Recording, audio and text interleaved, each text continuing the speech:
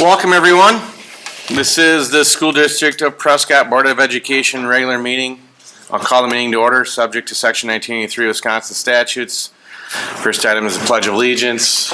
Tanya, here lead us. Yes, sir. I pledge allegiance to the flag of the United States of America and to the republic for which it stands, one nation, under God, indivisible, with liberty and justice for all. Next up, we got recognition of visitors. Rules for public comment are as follows. Please approach the podium one at a time, stating your name, municipality, and topic you'd like to address. Allotted time is 3 minutes per individual, or 6 if you're representing a group that is present at the meeting. All comments should be directed to the board and not to other staff or participants.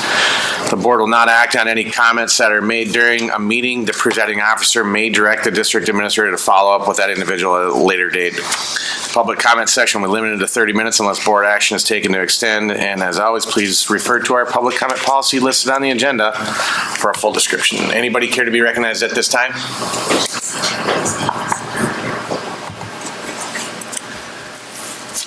We'll take that silence as move on, and we will go on to good news. Mr. Figgy, just so you know, I'm struggling to get the casting to work. He's good.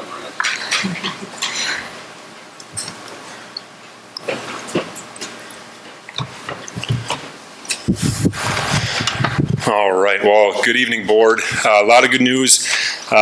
We've kind of gotten past the quiet part of the year, but a couple of celebrations for us. First one, athletics have started up here. I think everyone's rolling. Mr. Smith and I just were able to welcome the cross country into the weight room tonight, and they were working hard. Football's up on the field. Volleyball has just finished tryouts and had picture day today, so a lot of smiles around the building, and it's fun to see just kind of the building come to life again.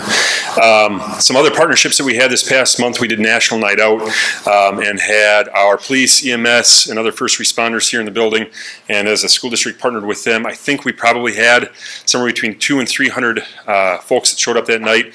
We went through about 250 hamburgers and hot dogs, and so that was really fun for the community. Hosted our third annual color run around our cross country trail. So just a lot of celebrations there. And then we were fortunate enough the next week to have other really generous community partners for our back to school bash. So we had First National Bank, Wisconsin Credit Union, and a number of other businesses that have donated school supplies for certainly for families in need, but they've expanded it in the past 2 years really to any family in the district that wants to come in and just get school supplies for their kids. They do shoe fitting. I think they had hundreds of boxes of shoes, and so we had a number of families that walked away thanking our community partners that night.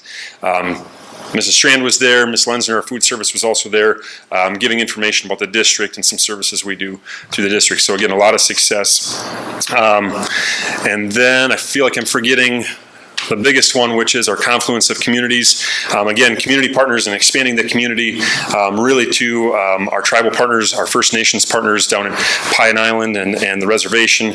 But probably some of the biggest accolades go to Mr. Ryan, who set this up, and some of the responses we got not only from our community members, but especially from the community members of these First Nations groups that came was really outstanding. Just to hear that they had said, you know, we've never been welcomed into a community like this. We weren't sure what to expect. We certainly know Mr. Ryan is an ally, but we didn't know that we would actually see Prescott community members who would come out and participate and have smiles and welcome us. So kudos to everyone who showed up. I know Mr. Reef was there dancing. Our former superintendent, Dr. Spacuzza, was there. We had a number of our staff who showed up, former students. It was very, very cool. And then a thank you to Freedom Park as well for hosting. And that leads me to my last one. That event wouldn't have been possible as well without our custodial staff. Our custodial staff took hundreds of chairs out there, platforms, and they've also worked their butts off across the district, both outside and inside. We had a transition this year. Mike Hoyka's leadership kind of concluded in June with his retirement, but Adam Roll has picked up the reins. Matt Marco is his number 2, and so just to see them working across the district, working with our staff who have been coming in and out of the building throughout August to get things ready for kids, and certainly working around everybody else's schedules has been really phenomenal. So just a huge thank you to them. And actually, I did miss someone else, and I want to make sure, because he's here, and that's Michael Kozmowski and our teacher leaders for Data Dig. High school staff came in June and August, and other buildings came in for 2 days in August, and I would say it was our most successful Data Dig. And I know that for the 16 hours that Michael puts on, it's probably triple or quadruple the amount of time spent planning and sifting through data. So I saw a lot of really great ideas flowing from all buildings, but that was thanks to his leadership. So a huge thank you to him as well. Thanks, everybody. All right, Jim. Yep. Angie McGee's going to come up next and talk a little bit about PCR. All right. Hello, everyone. PCR just wrapped up most everything. We're starting our fall registrations. Our fall teams are started. K through 8 softball this past season had 9 teams. They saw a great amount of growth. As some of the pictures you can see that many came home with some hardware, which is always one of the most important things. K through 8 baseball had 18 teams this year. They also saw improvements.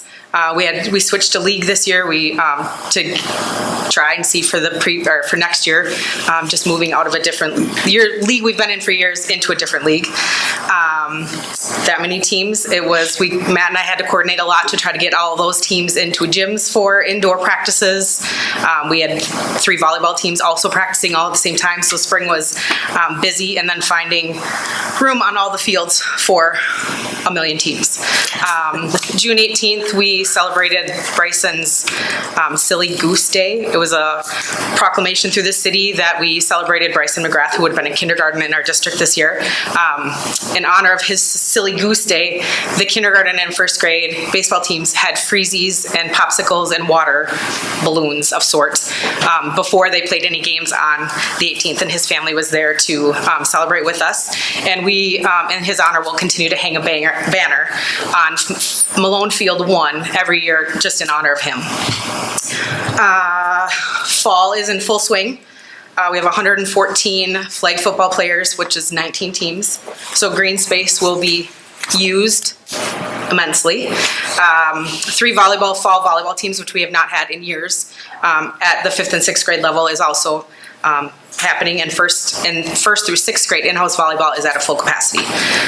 Basketball registration is currently open for 1st through 8th grade, and we anticipate great numbers there as well. So we're looking forward to a good season. Thank you. Wow. Never a dull moment. From my point of view, first thing we were able to do today, we were able to honor Abby Norwalki as our Cardinal champion. As our high school administrative assistant, she's involved in so many things, from putting on Veterans Day to graduation to just keeping the building up and running from her desk. But she very much stepped up in probably one of our main agenda items today and helped us do research and brainstorm ideas around the proposed cell phone policy. Staff in-service kicks off on Monday with all the staff coming back. It'll be our day in the district.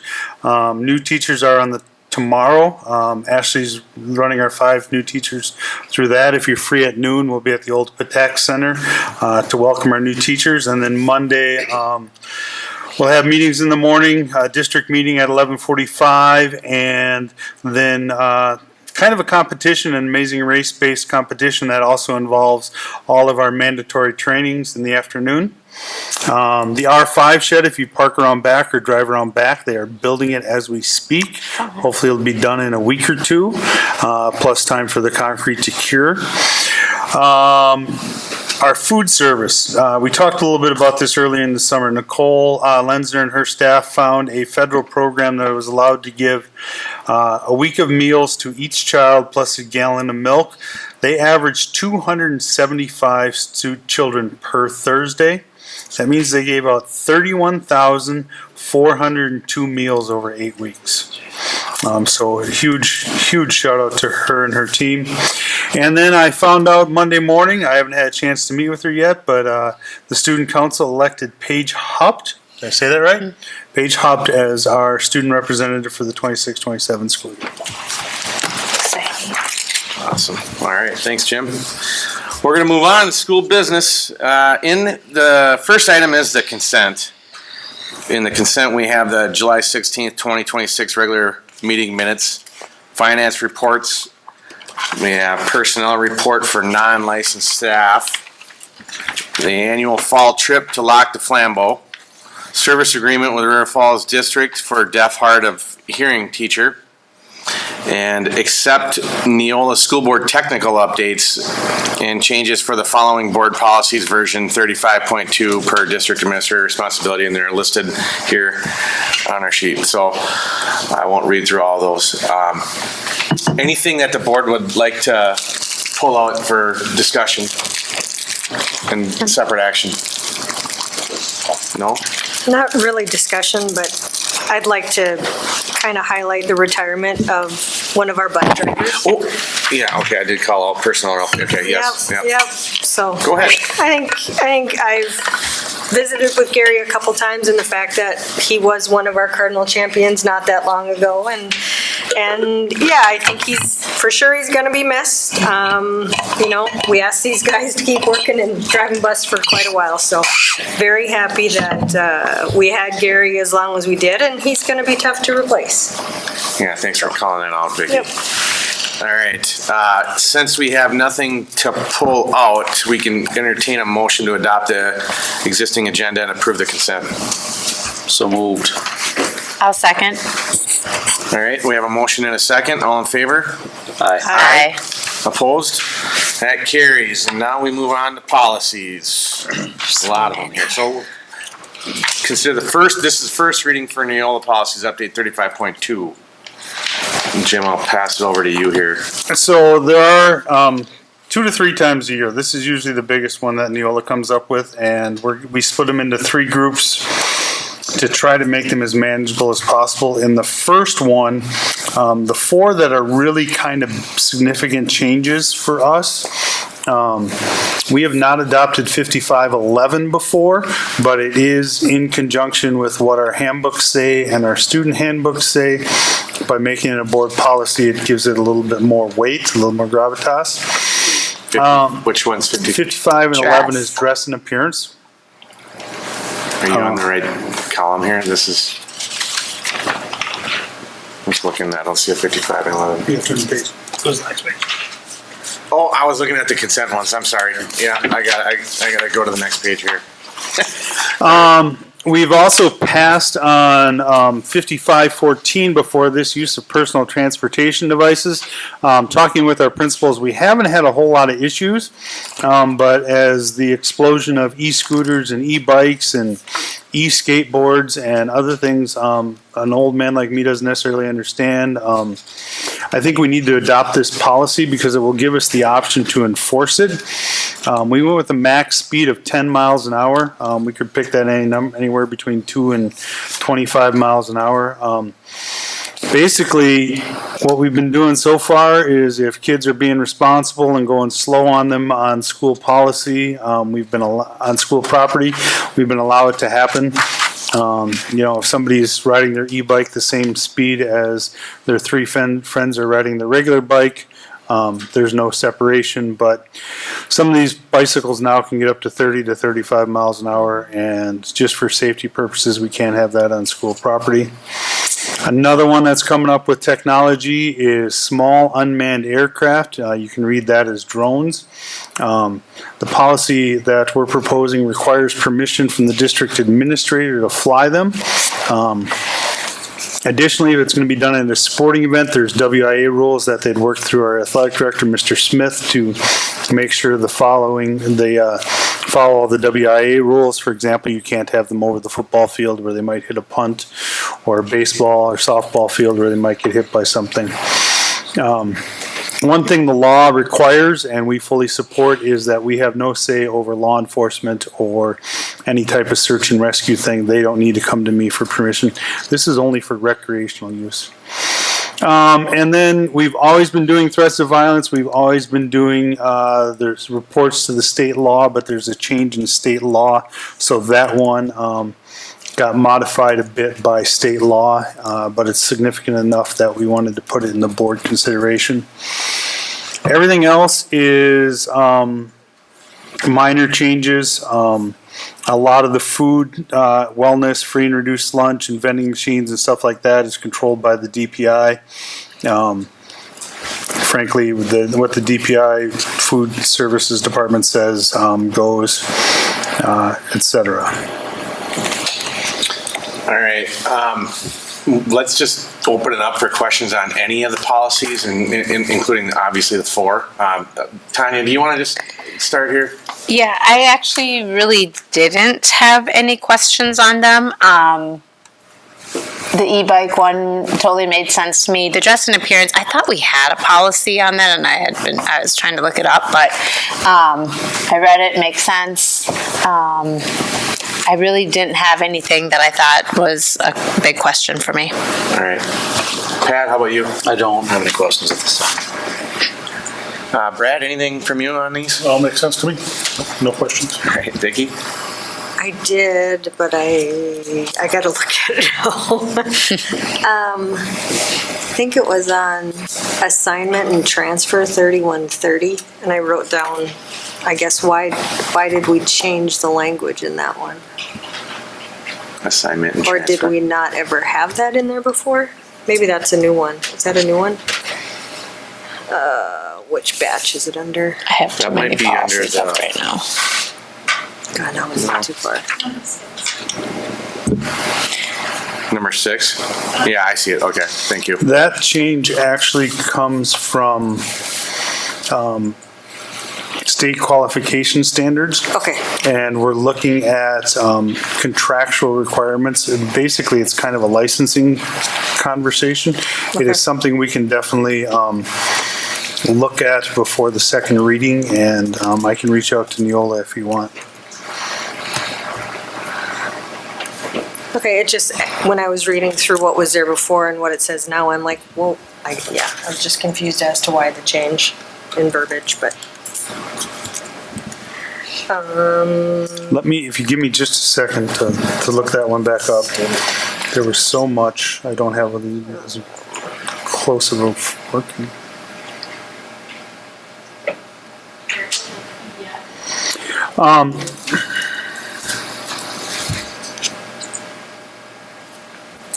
I guess the big change is the word from the changing is from the word optimum assignment of the professional staff to prioritizing the best interest of the district. So that's kind of the change. They weren't happy with the phrase optimum assignment. Okay. And they were looking to make it best interests. But if you want, I can definitely reach out to Neola and figure out exactly what was wrong with the phrase optimum assignment. Okay. No, I was just curious as to why it changed, but if that's, I mean, they have their reasonings, I guess, but it just, to me, looked like it didn't necessarily need to be changed, but I was just wondering why they did it. But yeah, the AI policies, you're saying, are some of the stuff I was seeing in there that these are kind of constantly be morphing, these AI policies. Is this going to be one of those, the 75? Yeah, I think that's on the next 41. batch. Oh, it's the next one's? Okay, never Yeah, mind. yep. Never That's next, yep. Okay. Jim, the only question I had was the PowerPoint here has transportation policy at 10 miles max speed, but the policy I'm looking at here says 5 per hour. I don't know if that's When we met with Todd, we talked about 10. Maybe the best thing I can do is, Mr. Igo's nodding, we were leaning more towards 10. This is in the 80-page PDF that you 80-page sent us, so okay. I don't know if that's, I mean. We'll make sure that's. we'll make sure that says 10 if we're okay with going what the principals want. They're the ones that are going to be on the ground enforcing it. Yeah, that Okay, works for me. yeah, okay. We'll double check that I one. don't know if does it have to coincide with what vehicles have to standard? I don't know if that matters or not, but. So we're talking about like parking lots and stuff on Yeah, school district property, yeah. right? Yeah. So for the drone thing, that would really only be if someone were at a game or on the district property, what's the deal with someone flying it over district property that isn't on? It's against the law. It's against state law. They have to get my permission Okay, if we adopt this policy. Okay. But, for example, we have all the trails out back here. If somebody says, hey, I want to go back there on a Tuesday at 6 p.m. and do some drone footage and there's no kids around, there's no reason I wouldn't grant that to one of our citizens. Some of our football competitors use drones, guys. Are we aware of that, right? I don't know. Well, there, I know I didn't want to say it out loud, but that's what I was referring to. So yeah, so athletic events, there's also the added layer of WIA and getting Matt's approval.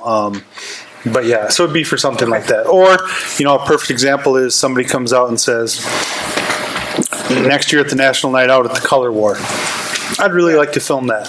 And, go from there. And then they just have to ask me and all reasonable requests will be granted. Okay. But there have been incidents, especially in some bigger cities, where people are just recreationally flying drones over schools during the school day, and that's what we want to avoid. okay. All right, so this is the first reading. The only thing that I would say we want to modify is because it's in our PDF here at 5 miles an hour, we just want to clarify that it's 10 miles an hour on policy 5514. Yeah, we'll make sure that comes back that way. So does anybody want to make a motion here? I move to accept the first reading of the above listed policies of update 35.2. I second. And we're good with the way, Courtney, you got those notes? I'm just saying because it says 5 in the policy here on the PDF. I just want to make sure we get that right. Yep, so it'll be 10. So can we reframe that motion, please? I move to, To policy 5514, yeah. So go ahead and restate that. I'm going to amend my motion and add to include the verification or the speed for policy 5414 reads 10 miles per hour max speed. Thank you. All right, that's another motion. So we need a second. I'll second. All right, we have a motion, a second. All in favor? aye. Aye. Opposed? That carries. Thank you. The next batch is artificial intelligence. I would love to say that this is the only time we're going to see this, but I think we're going to see this probably every 6 months. Frankly, the technology is going to change faster than the policy in the near future. We did get together with the entire administration team, Josiah and Andy, to go over these. I wanted to get the experts in the room. Our general vision is that the student AI is going to be limited as much as practical. This does not include spell check, etc. And the one discussion point that I'm going to be honest with you, we haven't come to a final conclusion on yet is Grammarly, because it's going from a bit more of a spell check to almost a mini AI. But for students, we're going to ensure that unless the teacher directs it specifically, they won't be using AI. We want the students to be doing the thinking, not the machine.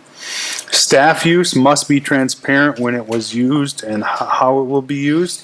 For example, if there are some good AI programs out there that provide instant reading feedback, if the teacher's going to use that, they're going to need to make sure that they disclose that to the students. Or if they are using AI to check for some type of documentation citations or something like that, that has to be disclosed in the syllabus. In all cases, the majority of the work needs to be done by humans.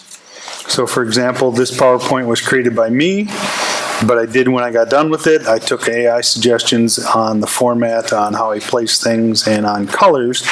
Basically, I had to take my boring black and white PowerPoint and turn it into a Prescott labeled PowerPoint. So that's my admission of AI use. All right, Pat, I guess, do you have any questions about anything, comments on any of these? I don't, not on this first reading. All right, Tanya? Yeah, I guess I really don't on this first reading. I see kind of throughout there's some language that we're using when, like, for consequences and stuff like that, and yeah, I think that some of that stuff will be maybe weeded out a little bit more when it comes to how administrators will actually, what that will look like, and that stuff's not necessarily in the policy. So I don't really have questions. I do think it's going to keep coming around for a while. Yeah. Did Neola have a policy template at all for? I mean, is this coming from templates from them? This is all created by Neola. Yeah, I was wondering. Okay. They're running this out to Everyone? 360 some odd districts in the state. Okay. Okay. Thank you. Vicky? I guess as far as the policies go, there really aren't any. That was kind of my question, is how often are we going to have to see changes on these? Probably fairly regular. But I guess maybe it's more about, it talks about the approved ones that we would have in the school district. And I just want to make sure that, I guess that's all going to kind of be decided and disseminated out, so we don't have, teachers just grabbing something and using it, that it's going to be something that, like, our district would supply and pay for, so that they would have access, all teachers would have access. So I'm going to ask Tag out and Josh a little bit on this too. He's definitely got more skills than me, but basically that is why we had Josiah and Andy in the room as well. For the most part, we stick with Gemini and the Google platform, and we try to focus teachers on that. And we're hoping here in the next month or so to really come up with just specific ones, so that we're always training our staff on the same ones, and trying to limit to that. Obviously, we have very little control over what somebody does at 8 o'clock at home on their dining room table, but yeah, for the most part, we're going to try to focus them on staying in the Google suite like we have. Okay. Yeah, I mean, that, I guess, because there are just so many out there, and there's just so much that goes on every day with them, as you find out in the news. I just want to make sure that we are protecting our student information and our staff and that sort of stuff. So yeah, the policy does limit student information from being used in AI at all without my approval, and Andy's approval. And, there's a lot of stuff that says at the principal's discretion, because who knows, there may be a new AI for GarageBand that pops up in November, and I don't want Mr. Canfield to come and have to run through board policy. If he can convince, Mr. Ago and Mr. Figge that this is a good program and it's really going to help his kids, then they can go ahead. Okay. Brad? No questions.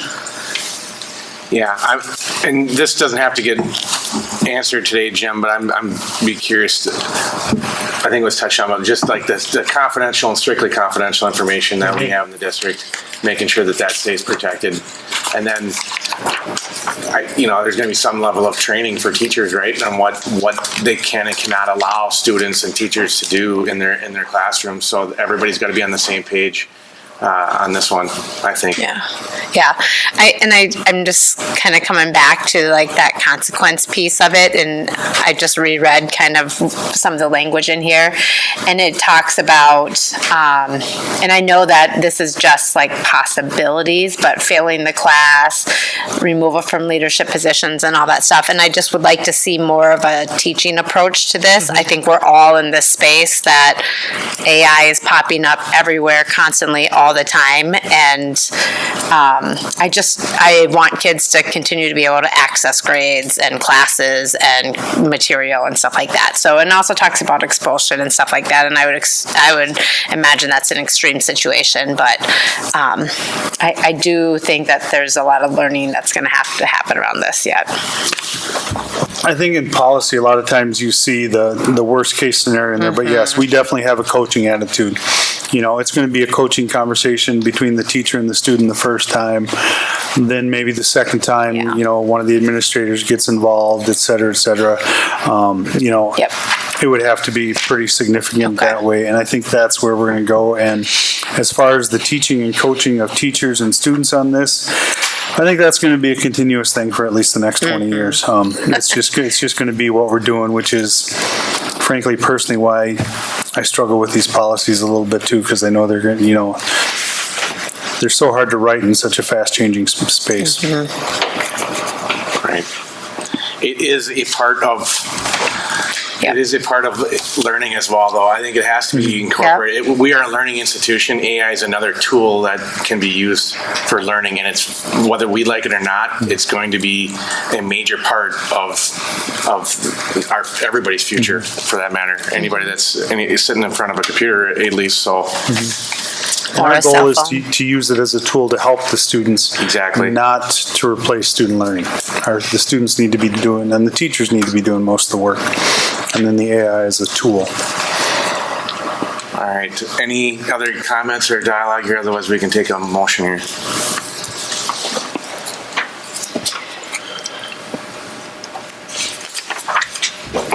I don't think we made any changes to these, did we? Okay. I move to accept the first reading of the above noted policies of Special Update 35.2 Artificial Intelligence. These policies will receive a second reading at the next regularly scheduled board meeting. I'll second. All right. We have a motion and a second. All in favor? Aye. Opposed? That one carries. Item D, another set of first reading policies for non-discrimination. There's a couple changes in this one.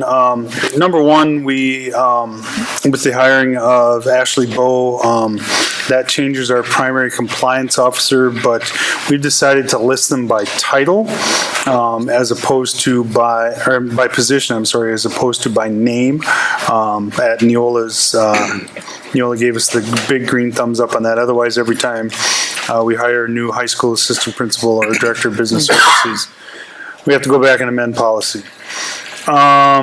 It also includes the right for me to assign another administrator as needed in a case where somebody may not feel comfortable with one of our other people, with one of our compliance officers working with them.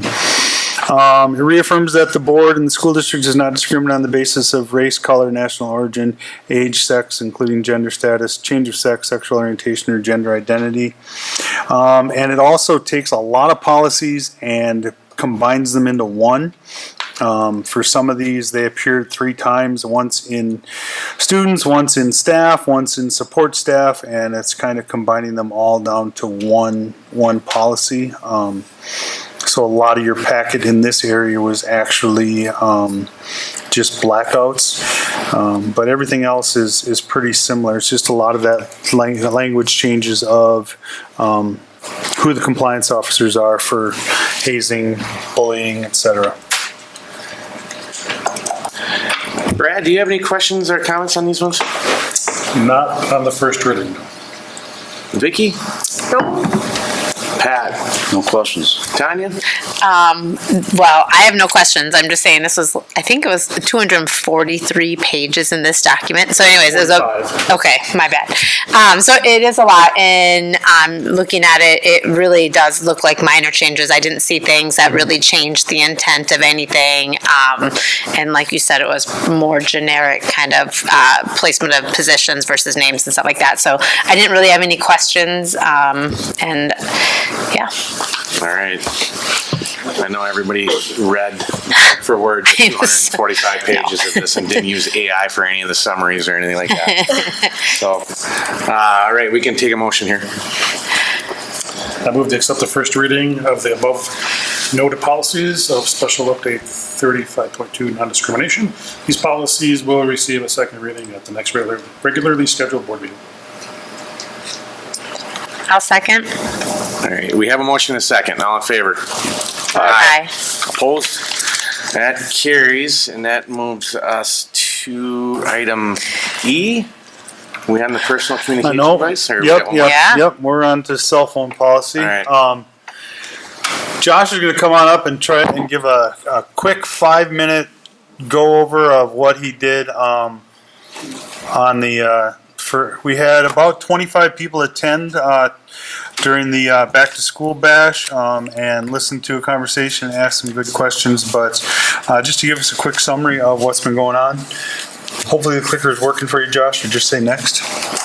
All right. 5 minutes might be tight, but I'll try. I'll see what I can do. I'm going to assume that most people have engaged in some way, read some materials, watched the last board meeting. So I'll just try and give kind of the 10,000-foot view of this. Essentially, we know from a plethora of research now that when cell phones are included in students' life in an educational setting, that we see an increase of a lot of negative things in their life, bullying, anxiety, depression, and we see a decline in a lot of the positive things that school is supposed to associate with, namely learning. Wisconsin is one of the states that's recognized this, and so this past year they passed something called Act 42 that legislatively put into effect a restriction asking all school districts in the state to pass a board policy banning cell phones during instructional time. You can see that Wisconsin actually became the 36th state, kind of on our screen up there, the 36th state to pass such legislation, but they're actually in the minority of states. The majority of those states, in fact 28 and counting, have passed what's called a bell-to-bell ban. So it means that the start of the instructional day to the end of the instructional day, cell phones are restricted for student use. In Wisconsin alone, even though the governor just fell short of going for a bell-to-bell ban, that legislation is actually being discussed right now, and he did open it up to say that local school districts still have local control and can go with a more strict restriction of personal communication devices. And since that time, about 21% of districts, primarily smaller districts, have actually taken him up on that and gone with a bell-to-bell ban. So, one of the proposals that we brought to the school board in July was just that, a proposal of a bell-to-bell or an instructional day restriction of student personal communication devices. Most people think of cell phones, but this is also smartwatches and AirPods and other things that we've seen both anecdotally and in terms of our data locally, but also we've seen it nationwide and worldwide in study after study. It takes away from the educational environment.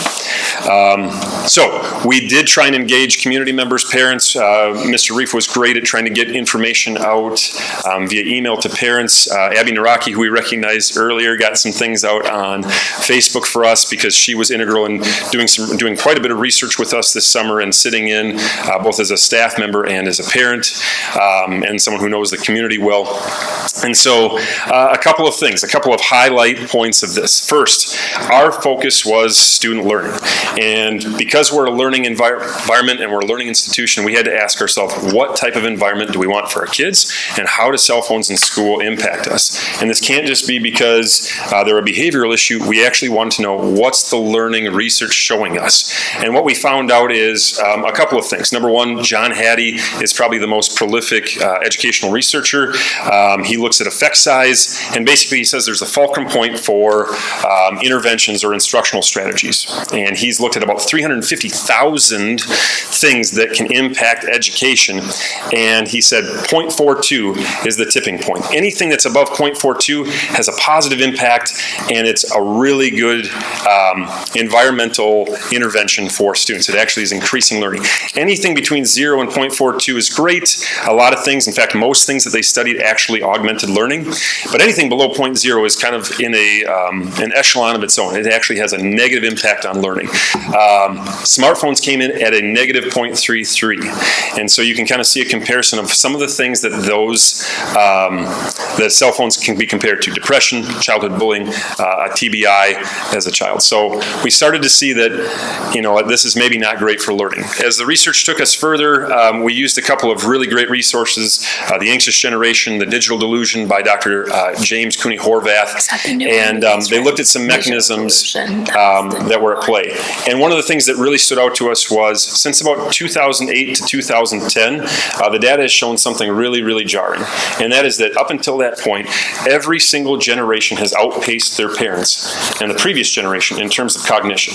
Literacy, numeracy, cognitive thinking, higher order thinking, and all of a sudden, for the first time ever, this past generation has actually underperformed in every metric of cognition the previous generation. And so the research started to look at why. And what they came down to is it's heavily correlated to screen time. It's not just cell phones. There's a plethora of things, but screen time and smartphones was one of the main things that was correlated. And so we put up some of the mechanisms that are at play there, and then some of the statistics that I think are more focused at answering some of the questions. One of the questions we had from a lot of parents who were just being curious was, we understand, we support this, why not lunch? Why can't students have a cell phone at lunch? And what we find out is, number one, it's logistically difficult. Number two, even having it at lunch, even knowing that that a cell phone is going to be accessible at lunch, is a hard reset for student learning. And the simple statistic that it takes 23 minutes from every instance that you look at your phone to get your brain back to deep learning is a really interesting statistic for us at the high school, because it means coming back from lunch, students would essentially lose about a half of the learning in their next period. The schools, and Florida was one of the first states to pass this, the schools that have reduced or restricted a bell-to-bell have seen the equivalent of 11 hours of learning returned per week. We also see a couple other things that have come up. So here are some of the community themes that came out, common concerns, and we'll address these in a second. The first one, by and large, was family communication. How is our family going to communicate? This is extremely fair. Last week when we had about 30 people in, we acknowledged to them, this is a big change. We're empathetic to you, but we're going to work with you to strategize how we work through this, because the answer is truly in the building. And some of the things that came out about family communication were siblings posing transportation, pickup times, athletics, family emergencies, and just questions about how would those things get communicated. We had a very small subset that asked questions or were concerned about school safety, wanting their students to have phones in the case of an emergency. And then a couple of the comments just asked questions about, I've got a $1,000 device. Is it going to be safe? Is it going to be logistical for the school to check these in and check these out? Are they going to be safe when you check them in, or is it going to get stolen? So those were some of the concerns. And then you can see the themes of support. And they mirror a lot of the things that we talked about at the last board meeting. More focus, the well-being of students, the social emotional well-being of students, achievement going up, and that it's evidence-based. And so these are, again, coming from community members, coming from parents who, without maybe looking at the research or maybe engaging in some of the research themselves, are anticipating that these could be some of the benefits. But addressing some of the concerns. The first one was just, how am I going to communicate with my child? And it might seem simplistic, but what I've told families who have asked me that is, we were able to do this for decades and decades and decades. And we have more robust communication systems than we did in 1994 in the front office. And we have really great people at each one of the front offices in our building who are extremely responsive. We've been preparing for this. We have a phone, we have email, which we didn't have in the 90s, and we actually have a portal through Infinite Campus where we have a number of parents who are putting through messages. And so we have a number of avenues where parents can communicate with the office, and by and large, we can actually communicate faster and more efficiently, but at the appropriate times to get messages to their students. If a student needs to reach a parent, we've had a student who's been in volleyball all week. She's coming to the main office every day. She knows she can use the phone there. She's asked to use the nurse's office once about a conversation, so she got a private room. It became very easy because she doesn't have a cell phone right now. So again, that's something that every building is prepared to do. In a school-based emergency, again, first and foremost, I would say we've had school emergencies where staff haven't been aware that there's an emergency going on, and we have a student crying in a bathroom, or we have a breakdown, or we have a fight, unfortunately, at the high school level. And when we are able to trace it back, we find out somebody got a really unfortunate text message or a post during the day. And what we want to do is, there are going to be emergencies. We want to be part of helping support the student and the family in that emergency. We don't need to get into their private business, but we want to make sure that time, place, and support is facilitated really appropriately. We had one parent who asked about private topics, and that's very fair. What if I need to talk to my student about something private? So at the high school here, I've had students who have used the conference room next to my office, Mr. Montreal's office, Mr. Smith's office, and the nurse's office, and that's not including our counseling offices as well. So each building has been asked, and each building has verified they have a private room where if a student and a parent need to dialogue with the phone, they can definitely definitely do that. We did have one parent or one community member who reached out about questions with the school emergency. We kind of covered this in July. This isn't just Officer Jacobson and Officer Stewart. This is actually the National School Resource Officers. They've said that in every instance, in every documented school emergency, the safest thing a student can do is not have a cell phone. They become distracted. It creates an unfortunate object in their hand if officers or when officers come into a building. It bogs down communication devices, and unfortunately, oftentimes it confuses the situation by getting out, in this case, 400 different stories out into the community. So that's what I've talked to some people who have asked about emergencies, and I think that's probably a message that if this goes through, we'll continue to give and make sure that we have clarification. We've been working with Officer Jacobson majority of the summer to make sure he's aware of this as well. I got a little wonky there. The biggest one, I think, or a lot of the questions came down to logistics.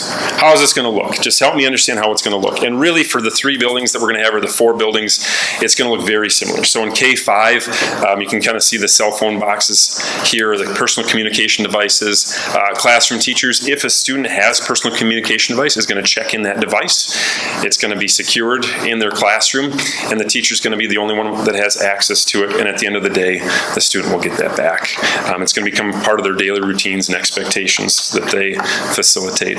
The middle school is going to have something very similar. You can see a very similar sort of receptacle. The main difference here is after the students place in their personal communication device in a morning TA, that box is going to make it to the office. We just tend to see more check-ins and check-outs. Starting at the middle school level, students have appointments, students are leaving for athletics, so the main office becomes a hub that if students are checking out before the end of the day, they can go there and get it without disrupting a classroom, because again, this is all about learning. For those students who aren't checking out early, that box makes it back to their TA at the end of the day, and students are able to retrieve their phone. And there's a very similar approach at the high school. So at the high school, we would start with our cardinal time, setting aside 5 minutes to do morning announcements, so that is kind of a structured time. And at the same time, we're fortunate enough with our footprint here that a majority of our classrooms have what our students call a box in between it. We just call it an office. And in that office, we have phone holders that we purchased 2 years ago. They'd be hung up, and you can kind of see for Mr. Ryan's cardinal time, it'd be labeled with his name, and then each one of those pockets would actually be labeled with the student name, so that they have a very permanent pocket to put them in.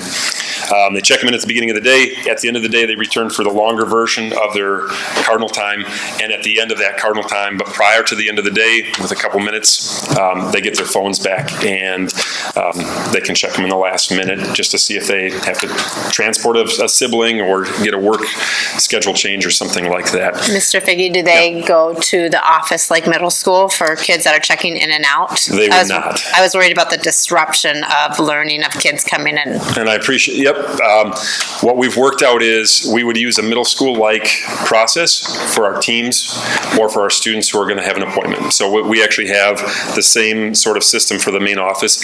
If you're a student who is an outlier student, you are an early college credit student, so you're checking in and out during the day. Right. You have an appointment that we know about beforehand. We're already handing out a blue pass. Kids are coming down for that. You know your team is going to leave midway through the day. Mm-hmm. Instead of checking out at your cardinal time, you're just checking your cell phone into the office, so that as you're leaving the building outside of that typical end of day, you're just checking out of the office instead of your cardinal time. The last thing that we have, and again, it's just based on our fortunate footprint up here, is we're able to monitor our phones or monitor those offices. They're locked offices, and then we have cameras in each office as well. So again, I think each building has thought through kind of those questions of what are the logistics? Is anyone going to get bogged down? Can this be as efficient as possible? Is one staff member responsible? The answer is no. Is my phone or my student's phone and device going to be safe and secured? Yes. They'll be locked. They'll be monitored by the adults. There's a process in play. So I think I'm over my 5 minutes. In fact, I know I am, but I want to open it up because I blew through a lot of things that we could have talked about. So we had a chance last month. Tanya, do you have questions? or Oh, comments? dang, you started with me. I wasn't even here last time, but I'll start. I don't want to Yeah, no, that's fine. I'll start. your opinion or sway your opinion with the others. Well, I talked to some board members and I watched videos and stuff, so I had talked to you even before the board meeting, so I feel like I know a little bit about it, a lot about it. Talked to a lot of community members. This is a very generic question, but I was looking at the policy, and there's some things that are red and crossed off. That's a no-go, right? There are some things highlighted green. That's a go. And then there's some things not highlighted in any color. Is that part of the policy then, or is that? Yeah, the non-highlighted stuff was previously existing. Okay, but we're not going to go with. No, it'd still be Okay. there. Okay. So it is still there. All the stuff that's in black and white remains. Gotcha. Red disappears. Okay. Green is new. Okay, so this is just because this is not any kind of critique. I felt like it was a little bit repetitive, some of the things. Like it kind of was like the green was like, we're not going to have it, period.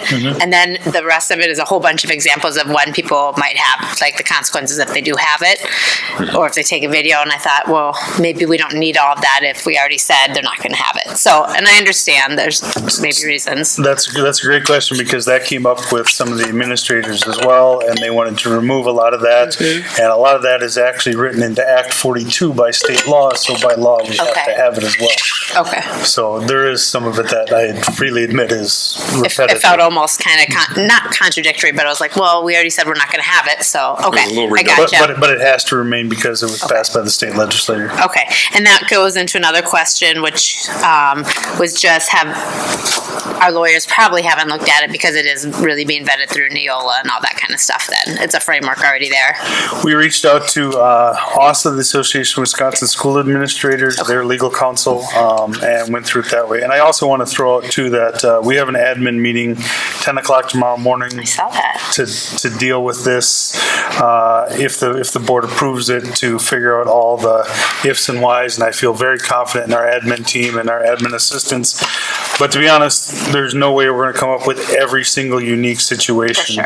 But I think we're going to have some very solid plans, and I think we have a good rough draft, and frankly, ready to order boxes and stuff if it gets approved. Okay, then questions more specific to it, and this is the part that has to be there because of, state law kind of stuff. And Matt, somebody else brought this up with the drones, but some of this refers to visit, like we can't have at activities and stuff like that, you can't have cell phones, right? No, we We didn't take that part. We didn't. Okay, okay. So this is just bell, start of the day instructionally to the end of the day instructionally. I think what we left was students can have it on a school bus or school-based transportation. They can have it at school-based Okay. activities. It says during after-school activities, PCDs shall be powered completely off, not just packed into vibrator silent mode and stored out of sight. But then it says when directed by admin or sponsors. So I didn't know. Okay, so that's really up to the coach. Yes. Or Yep, that comes up to the okay, coach then. okay, that was great. And then there was a question. I think it kind of referred to that. But then I had a question on now if your phone gets confiscated because you hit it, you said you put it, this is going to happen, right? Yep. You said you put it in the car, but it went off in a pocket. Now we know you have it. There's a consequence. Let's say that this is like the 5th time it's happened. We get to a suspension rate, and it says that the phone will be returned to the parent after they have complied with the consequence. So I just wanted to make sure that like after the consequence means after the 2-day suspension, and is that the intent of that, or? I don't think that's our intention. So maybe it's just when parent comes and picks it up? Okay. Basically, we want to get the parent in the room with the child and have the conversation and educate them about why it's impacting them.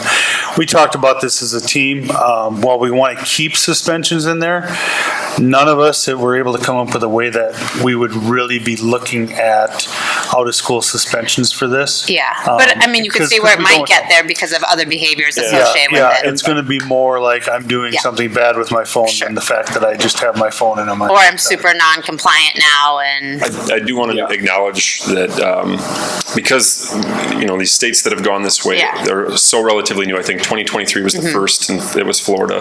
What they've seen, because they're now starting to study this, is academic achievement and growth have gone up. I bet. But unfortunately, in the first year, suspension statewide also went up. Oh, and now they've I leveled bet. back down to typical levels. But I don't want to try and hide anything. I want Yeah. to be transparent that is a possibility of what we could see. Yeah, and I'm I sure really you guys hope are it's not. prepared for that. I mean, we're going to see, part of this statewide is like the learning aspect. We also know that there's some addiction aspects to this. And so, like, if somebody doesn't get their addiction, there's some behaviors that we're not going to really like to see.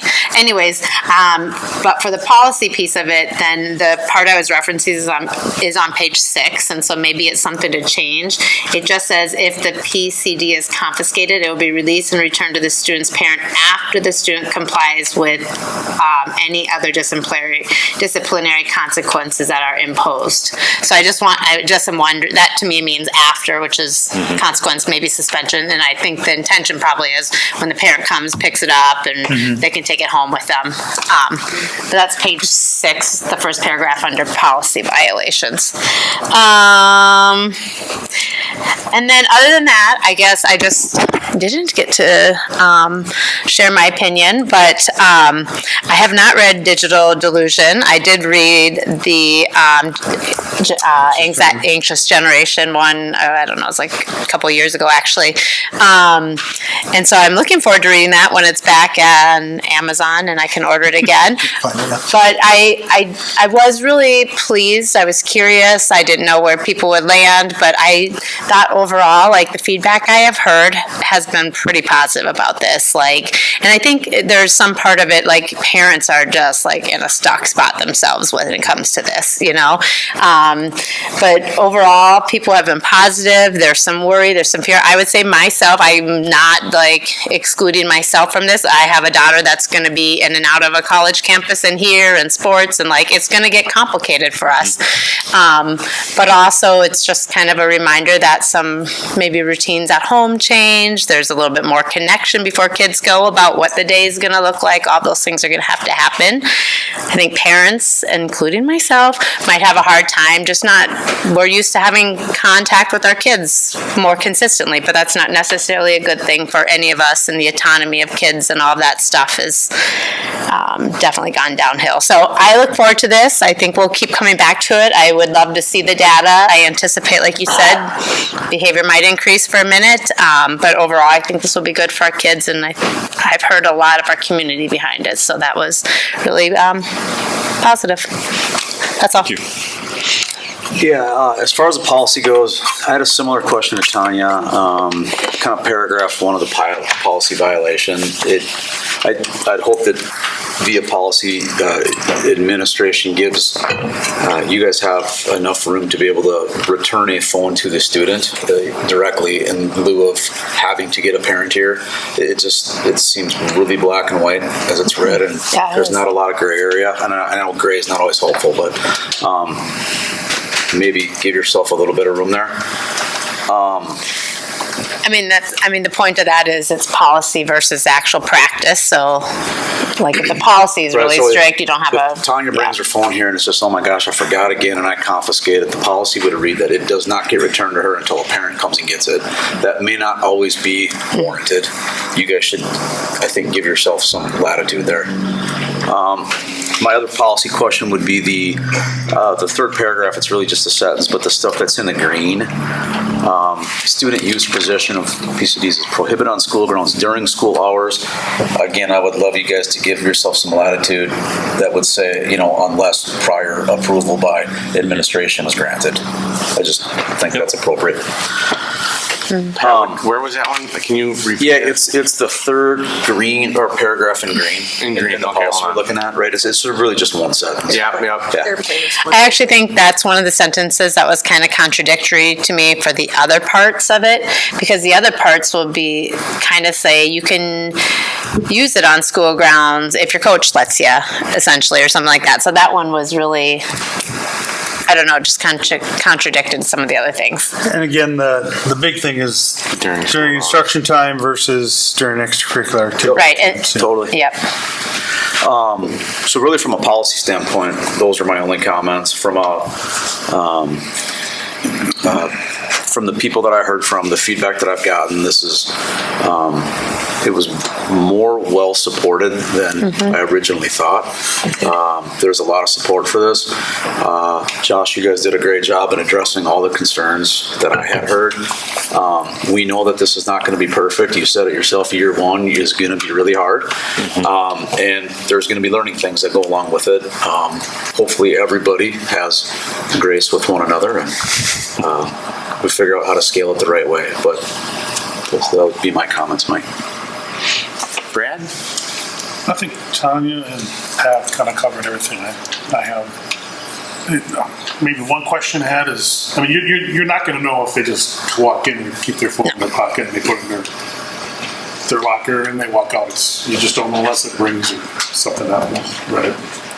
Correct. I think as we've kind of done a little game planning, what we've anticipated is there will be students, and it's going to probably be more at the middle school, high school, who will have an old phone that they turn in, or a calculator that they turn in, or Sales are going way up. yeah, something like that. There's a black market, yeah. But I also think what we've anticipated is, and I think Michael and Sarah had it on their slide, and it was really well worded. Communication routines are really important. So up until now, every teacher, every period has had to have a routine to do this, in addition to taking attendance and starting the school day. Now we're setting aside a time specifically for this, where everyone across the building is doing it and doing it in a consistent way. And I think that if we can get 90% of our students on board at the beginning to follow along, which I think we can, it becomes very hard to carry around a cell phone in the day. Cell phones have gotten bigger, so they're easy to see. But the purpose of carrying it would be using it, and it becomes very difficult to use it during the day and not have a staff member or especially a student rat you out if they're not able to use their cell phone. So I think, yes, we're going to have those instances. I do think over time it's going to become more and more difficult for students to feel like it's okay to do that. And I guess we keep saying cell phones, but this is your Apple Watch. This is your AirPods. I don't know. AI glasses, everything. You name it. That's about all I got. I got nothing else. So, I mean, I just make that clear, I think, to everybody that, yeah, if they don't need to have it, don't bring it to school. I guess that's the simplest way to do that. And if you've got 3 things that you can receive information on, your text, your emails, your all that stuff, just don't bring them. So I guess that's, like I said, we keep talking and saying cell phones, but it's so much more than phones. So Does this include like my glasses? Yeah. Yep. It's any kind of, I mean, Any kind of device that can connect, Yeah. because you can communicate that way. And I also think it's worth noting, Michael, we talked about Data Dig, and he did a great job. On day 2 of Data Dig, we did set some time aside for our teacher leaders to read Chapter 5 of the Digital Delusion, which deals with personal communication devices, so they understood the learning theory behind this. And then we had a pretty robust conversation across 4 buildings about what we as staff members need to model and what we as staff members need to do to make this successful, including disconnecting ourselves from cell phones during the day, disconnecting ourselves from smartwatches during the day, because as you know, as parents, it's very difficult to say, I'm the adult, you're the kid, so don't do what I do what I say. All right, Josh, my only comment or question is, so this is policy. Are you guys are you gonna have documented procedures at each building that get communicated out to parents? All that will be available for folks? Yeah, that's tomorrow's meeting for all of us to come to conclusion. Obviously, there'll be some changes based on grade level, but for all of us to, accurately go on it. And again, we're looking from a teaching and a coaching method, and we know it's gonna be hard that first year or 2, so.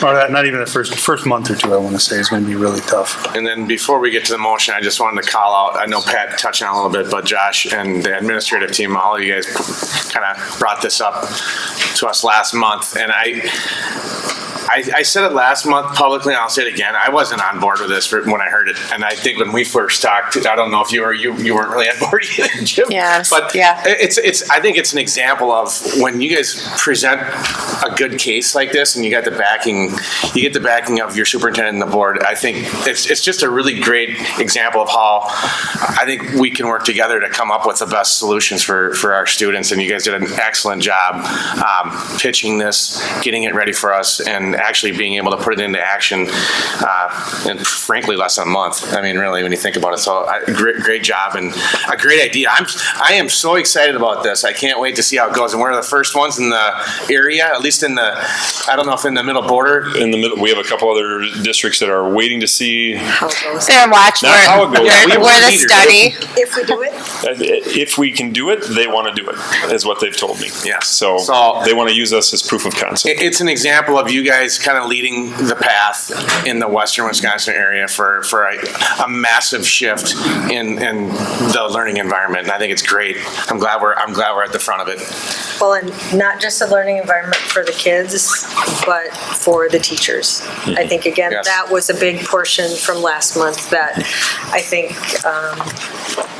I had heard a few things.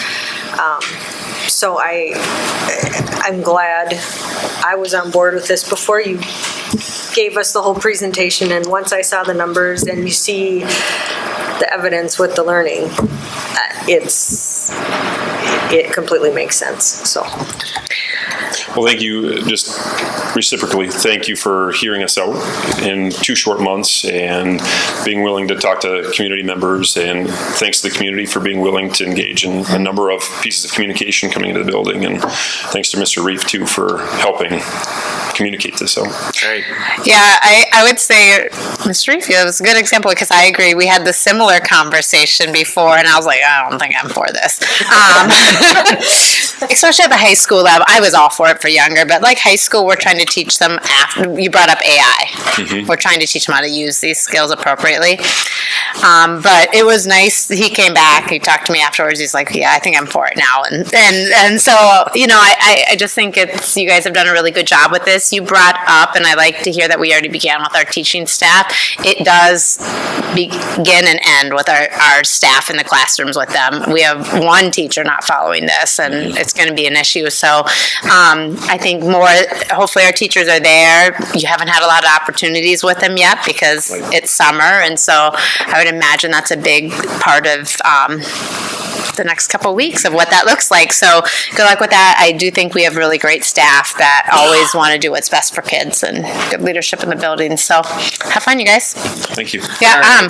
Okay. So we had questions about approving this, though. Yeah. So this is your second reading. So I know there was 3 changes. Okay. I want Jim to read them back to us. Okay. I got 2. Whoa. So my suggestion on Tanya's would be, it says it will be released or returned, and change that word from will to may to leave the power with the principal, not will. Okay. And then Sure. The one that Pat talked about, and I apologize, when I had to reboot my computer, I lost this, and it took me a minute to find it. In the after-school one, it says, where did I put that? The after school one might be okay.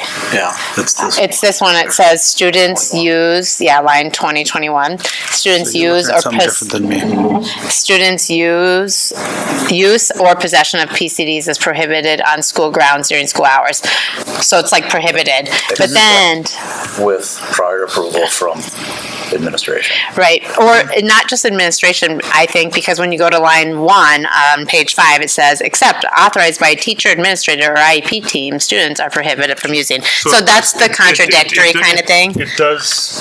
I almost just take out that line That would solve it too. because it has all of these My challenge with that, and the way Noel explained it, is you want to first ban it and then list all the exceptions, because there are certain exceptions. We have students who are type 1 diabetics who will be allowed to use their phone for medical reasons. Sure. We have students with IEPs who will be allowed to use it. It's entirely possible that at the high school, some of our classes may use it for social media production, et cetera. So that's and maybe we say then maybe at the end of the sentence, we say, Unless the following exceptions apply or something like that. I mean, we can't just say I would it's not list prohibited and then exceptions. it already is. Looking at letter D. Go look at letter D. of the Right, I saw that. policy. Yeah, That gives permission to have it with permission right. for education. So C, But like that line, page 4, line 20, 21, 22, isn't referencing any except, it's pretty black and white. Yeah. You're not allowed to have a period. And I understand what they're saying, but I think that there should be a statement that just says exceptions follow or something. Okay, so we can add to that line, student use or possession of for PCDs is prohibited on school grounds during school hours unless an exception is granted by the administration. And then change the word from will to may return after. I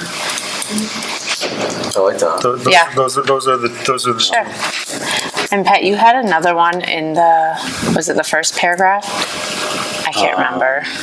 No, Jim already Okay. spoke to that Perfect. one. And then it was again that green, the third green paragraph was throwing me for a loop. I didn't like it, but. can you just say C exception? And again, I just want to make sure, I know that we list the exceptions. I want you guys to have the latitude for everything we don't list that's going to come up, that's going to be in the gray. You guys need the ability to do that. So I just want to make sure it's there. Thank you. All right. Everybody good? If we're good, we can make a motion to approve the second policy with the suggested changes.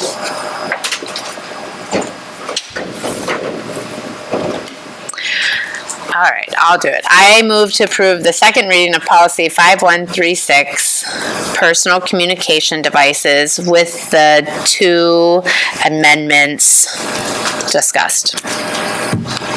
I second this. All right, we're good with that? We got a motion and a second. All in favor? Aye. Opposed? That motion carries. Good job. And item F is the Northwest Journey Partnership. We discussed this last month in info and discussion. We have a couple students who have need some extra mental health support who are going to be age 15 to 18. Currently, our contract only goes through age 14. What Northwest Journey has asked for is we expand that to age 18 for up to 5 students with no recent history of aggression. Sandy and the staff from Northwest Journey will come back in December to report back and see how this first 6-month trial goes. And then the contract would give the board the right to terminate this expanded program in January. I have to say, I have been so impressed every time I've been over to Northwest Journey. The care, the compassion, most of all, the skill they have to help these students grow and learn is excellent. It is very, very unlikely that we're going to get nothing but a glowing report in December. But it is a new policy. They are older kids, and it was a change to what we agreed to at the start. So I do think it is appropriate that we have a trial period.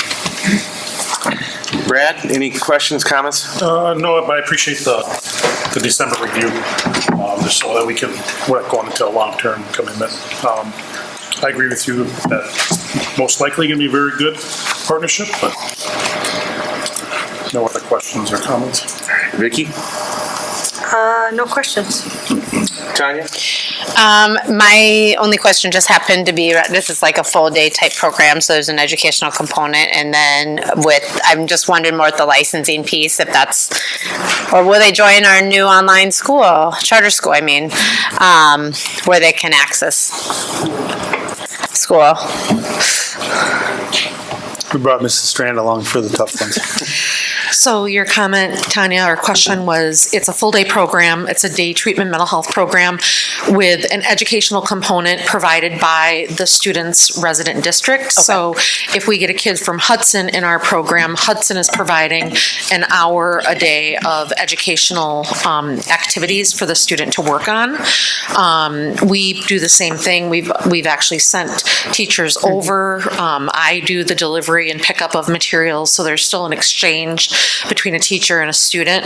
And what's nice about this just is really that, we do have some of our own students right now that are, or were in 8th grade and are moving into 9th grade, or they're coming out of residential and they live here in Prescott. And in order for them to continue to get the day treatment that they need before they make a successful transition back to school full-time, this is a step down that if we can offer it, if they're not aggressive or violent in any way, we would certainly do that. And their policy has been, I think it's important for people to know that if they get a student who is aggressive, they are almost immediately discharged that day or the next day. Okay. So they've not maintained any students who are hugely aggressive.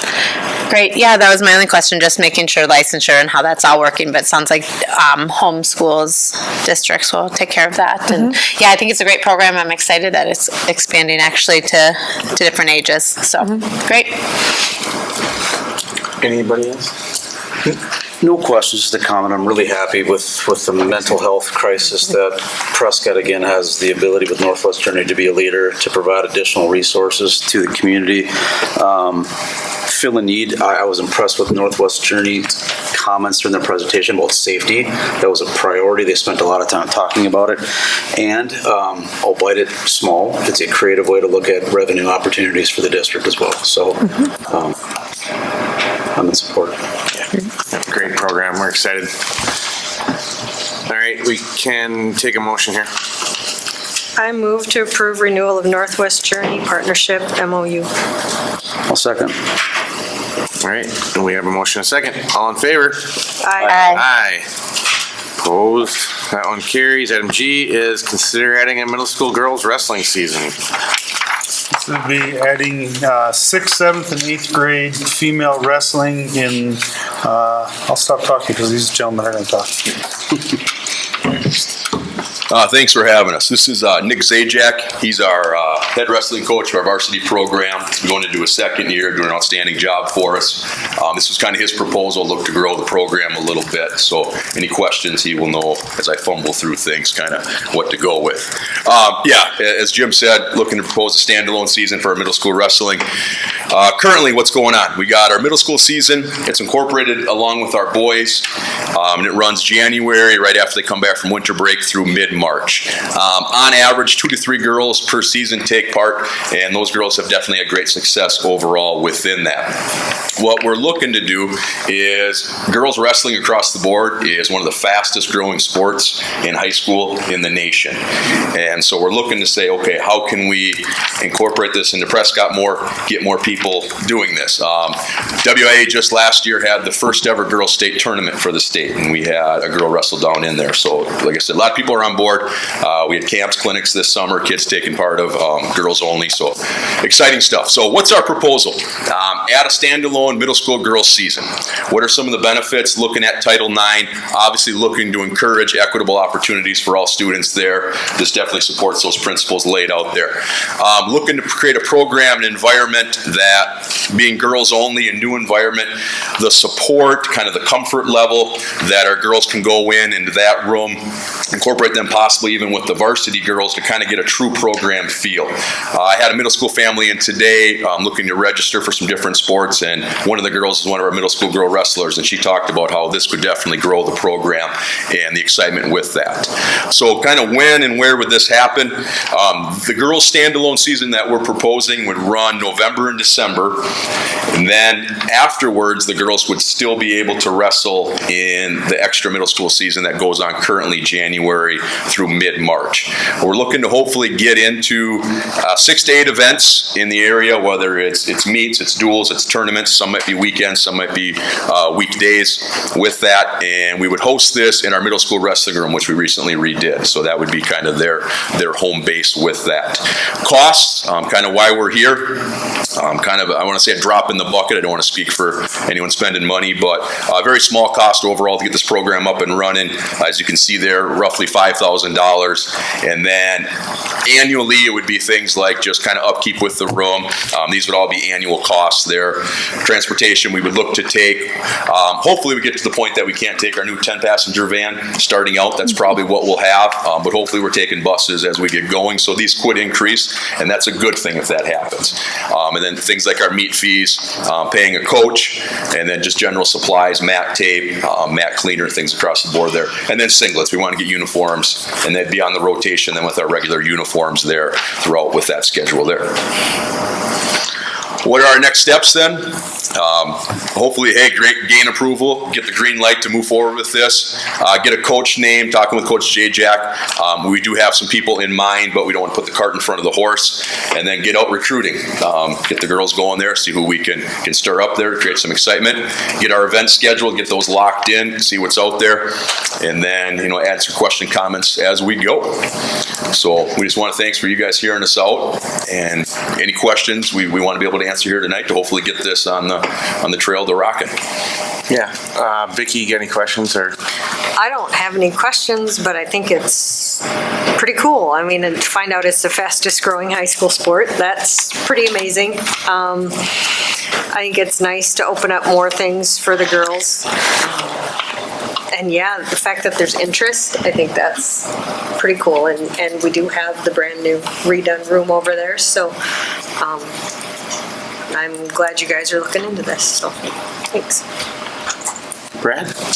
No questions, but love the passion. This is fantastic. I appreciate you bringing this up. Yeah, it's Nick the one. He's the engine behind it. Yeah, well, I think about everything. Yeah, I think. Strike that for the record. Pat? Matt, I think I know the answer, but on slide 3, the season would run November to December, and that would be the girls only season, right? Yes. And then they would join the girl and boy season from January to March, correct? Yeah. Okay. Awesome. Yeah, one gap that we kind of recognize throughout the seasons and how we've progressed going forward. As a club level in the youth program, we have a strong group of girls that are growing through there. The middle school has always been kind of the hang-up because they've wrestled with the boys the whole time, and anybody new coming out, that can be pretty intimidating. The girls that came through the high school program the last couple of years and just recently graduated really wish that they would have taken advantage of some of the opportunities in middle school, and this is kind of the gap between where we can continue to roll from club to middle school to high school and just keep providing the opportunities for the girls. So we would look at doing the first 2 months of the season just as girls throughout the area, and there's lots and lots of opportunities for that. From there, they can go multiple different directions. They can wrestle with the guys in the middle school if they're comfortable, as it allows through the rules, or they can continue through the club program and USA Wrestling, where there's a whole other avenue and direction that they can go, which is growing rapidly. So it's a good position for us to be in, and then hopefully we can offer that at a middle school level and just continue to build the program. Awesome. Matt, I agree. I mean, it is, as far as the cost go, it's a drop in the bucket. It is still a cost, though, but I think, and I can't speak for the rest of the board, but when we make investments into good people doing good things, they usually always work out. So this is a great program. Thanks for bringing it forward. I hope it takes off. All right, Tanya? Is flag football for girls the second fastest growing sport, you think? Because I would have put it's right up there with this. It's up. I'd say lacrosse. Yeah, girls play football there. Yeah, it's gotta be there. It's coming. They're taking off. Anyways, I think this is great. I can respect that middle school age is kind of one of those tough ages to have boys and girls combined for even talking to each other. So this makes sense to me, and there is definitely a gap there, and I'm sure you lose some girls that don't come back during that gap time. And so sounds great. And also, we have that new room, or redone room down there. We might as well get some use out of it. So yeah, great. Thank you. Yeah, great job, guys. This is a good idea, good start here. Thank you. Thanks. All right, any questions? Otherwise, we can take a motion, or comments, I guess I should say, but we can take a motion here if you want. I move to approve adding a middle school girls wrestling season. Thank you. All right, we have a motion and a second. All in favor? Aye. Opposed? That one carries. Item H is the school resource officer contract. So this has kind of been on the board agenda on and off over the last few months. The original agreement that we had with the city of Prescott, which has really created a very strong mutually beneficial relationship between the school district and the police department, did not have a cost of living increase. So there have been a couple a couple adjustments throughout the years. What the city has asked for is proposing that we do a catch-up again, and for the 26-27 school year, the school district would pay $33,163 of the SRO officers' funds, and then from that point on, there would be an annual increase of the lesser of either the percentage increase for the certified staff for the Prescott School District or the percentage wage adjustment for the Prescott Police Union. So it'd be the lesser of those, but that would automatically be included. The other thing I worked with Matt Wolf and through him with a lot of Chief Michaels and Lieutenant Stewart is we've had a couple other agreements out there about FERPA. We had one last fall about Infinite Campus and access to that, and that basically gets put in an Appendix B, just to put all those on one document so we don't have more than one document floating out there. And then this hopefully will just become an annual increase, again, of the lesser of those two amounts.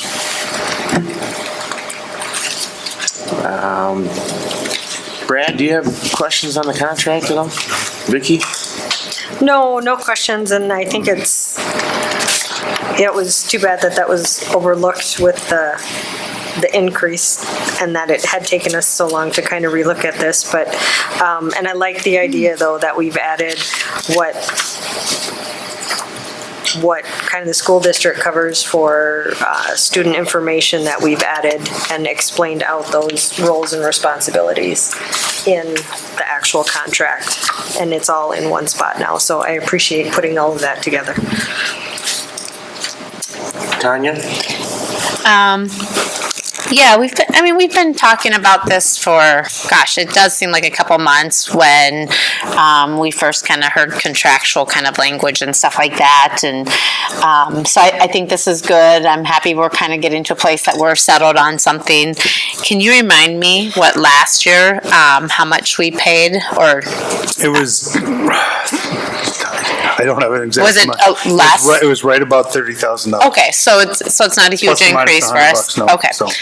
And then we've had conversations too, just about making sure that we have the same understanding of roles and responsibilities and what people have access to, what they don't, because quite frankly, we have different laws and stuff that guide us. And so this is really nice to see that this is in one kind of place. It's a little mini handbook that kind of talks about our relationship and stuff like that. I also like the idea of coming back to it annually and having that conversation if we need to. So this looks great. How do you feel about it? I feel very good. Matt and I met and talked a couple times. I've met with Lieutenant Stewart, and Chief Michaels has been involved. It's been a lot of emailing back and forth. A couple little minor things about, what legally this word should be, but as far as the meat and potatoes of it have been very much, we're in lockstep, we're in agreement. I will also add that Pierce County Sheriff's Department no longer has a DARE officer. So either Lieutenant Stewart or Officer Jacobs, who are both licensed SROs, will be doing all of the DARE work. So that's a little bit of a transfer of the cost too from what we used to pay. An additional. Yes. Yeah. So. Yep. Great. It ups Officer Jacobs' hours a couple hours a week, basically, is what it comes down to. Okay. Great. Thank you. No questions. It's an important program. Jim, thanks for your work with the city, and thanks to the city for their work with us on reaching an agreement. Right on. All right. Ditto, everybody. Thank you. Let's take a motion. I move to approve the renewal of our school resource officer contract. I'll second. We We have a motion and a second. All in favor? Aye. Opposed? That carries. And the last business item, set a date and time for the September annual meeting. So we normally go back-to-back Wednesdays. However, the state superintendent conference is the second Wednesday, or the 23rd to the 25th. So I am proposing possibly that instead we do the meetings back-to-back. Last year's annual meeting took 51 minutes. I serve at the pleasure of the board. I can miss the first day of the superintendent's conference or whatever we need, but that's kind of what I was throwing out there. Jim, were we looking at pushing the regular meeting back an hour then, or how would we, I mean, when would we? What I would propose is, well, we can do it anyway. I don't know what time. Oh, I what see what time you're saying. So six. Just So following if the the meeting, I got it. annual I missed meeting, that. yep, if the annual Never meeting mind. is at 6 o'clock, You're here now, Mike. 5 minutes after the annual meeting, we start the regular meeting. I was distracted on my phone looking for the date on the calendar here, and I just Better put your PCD away, Mike. Find a calendar. living proof that this policy is going to work. So I got it. Yeah, we're good. So 6 p.m. annual meeting, and then the regular meeting would just follow right after that. And I just listed 6 p.m. as our normal start time. We can Yeah. definitely move that to 5:30 or 5 or whatever works for the We don't community have to people. I mean, is it a big deal if we don't publish the exact start time of our board meeting? Yeah, It is a big. think we it have is- to. It is a big deal if we don't announce the start time of the annual meeting. Well, no, but then the But regular board. saying the other one is 5 minutes at the conclusion 10. of that, I'd say at least 10. yeah, would be, Yeah. if you want to say 10, or if you want to This get. is just to set the date of the regular board meeting. We can work Yeah, out no, the you have to, schematics. we have to set the annual one as well. That's actually more. That's what I mean. Yeah, yeah. I'm sorry, the annual meeting. This is to set the annual meeting date. We can tweak. Another way to suggest it would be, Actually, we cannot. We got to no, change it we gotta do it right now. Yep. Yep, we gotta do it now. So another way to say it would be the annual meeting to take place September 16th at 6 p.m. The regular meeting to follow 5 minutes after the annual meeting, no earlier than 7 p.m. If you want to give a firm start time, that would also be an option. Do you feel like that's too much for you on one night? Because that's being prepared for two big meetings?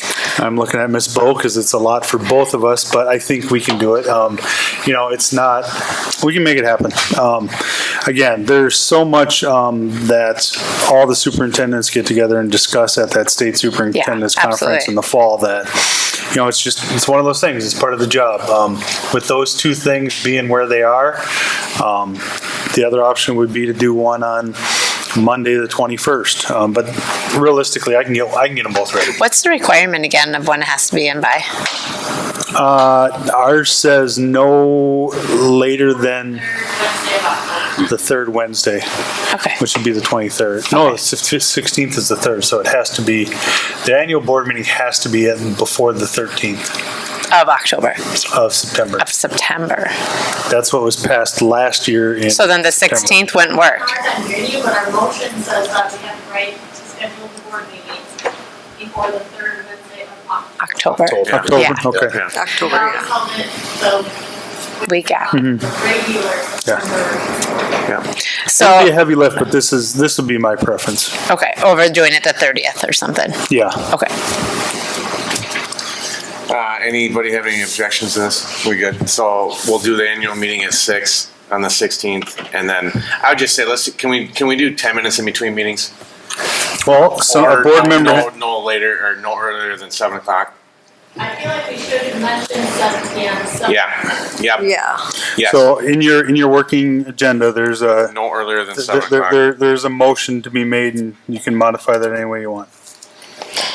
So the regular board meeting to follow 10 minutes after the annual meeting, but no earlier than 7 p.m. Or do you want to leave that out? That sounds good. No, I think we No, should I put a think we time need of to some put sort there so Yeah. people have an idea. Okay. So are you saying we're gonna have a meeting that's about an hour long? Our annual meeting last year took 51 minutes. The only Okay.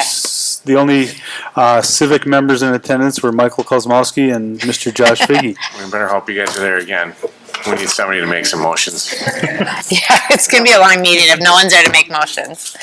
All right. Somebody make the motion. I gotta find I move to, oh boy. I move to approve the annual meeting, I don't know, time to be at, I'm sorry, I'm going to start over because this is confusing me. Okay, I move to approve September 16th as our annual meeting date, with the annual meeting occurring at 6 p.m. and the regular school board meeting following 10 minutes after, but no earlier than 7 o'clock p.m.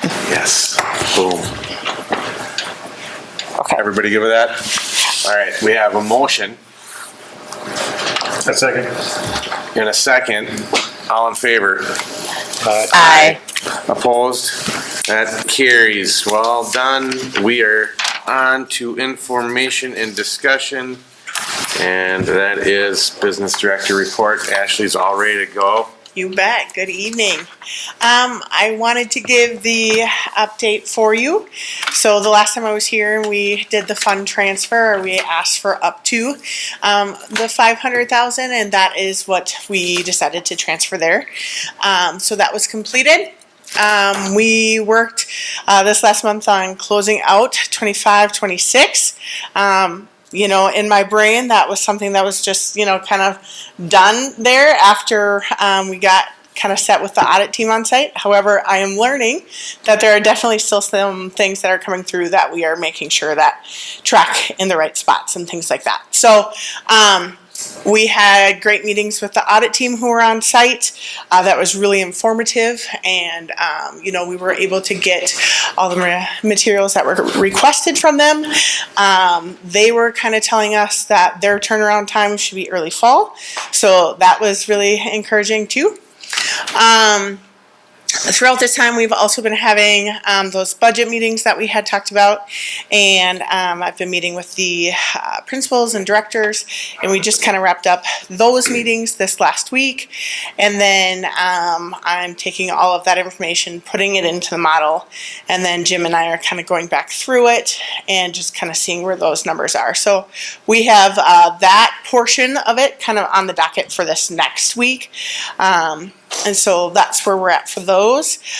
We have started sending the monthly reports on the 5th of every month, so then that stays consistent, and all the directors and principals will have all of those and just kind of know that that's where they will land. So if there's something that was entered the previous, you know, week or last week of the month, then, you know, to account for that.